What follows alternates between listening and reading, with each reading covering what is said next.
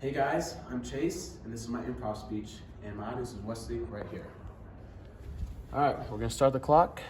We're gonna generate, and we're gonna use this quote, practice makes perfect. So I'll just give me a minute.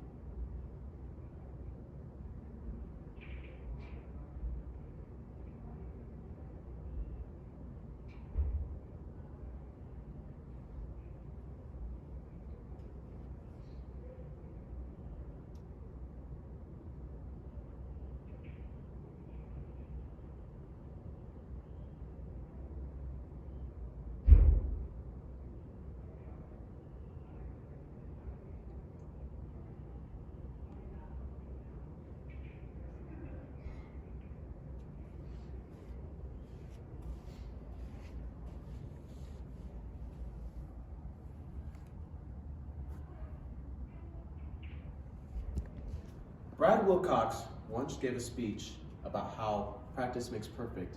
In the speech, he gave an analogy about a daughter playing the piano. And over time, she would play piano over and over to make practice makes perfect. And in our life, we can make practice perfect. If we keep making repetition in our life to be the best that we can. So in this speech, I'm going to go over two examples that explain how practice makes perfect.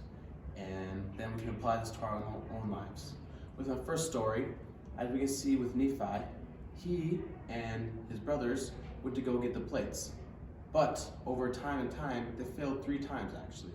And you could say that was practice in a sense, and Nephi prayed to the Lord as what he should do, and the Lord commanded him to go and get the plates.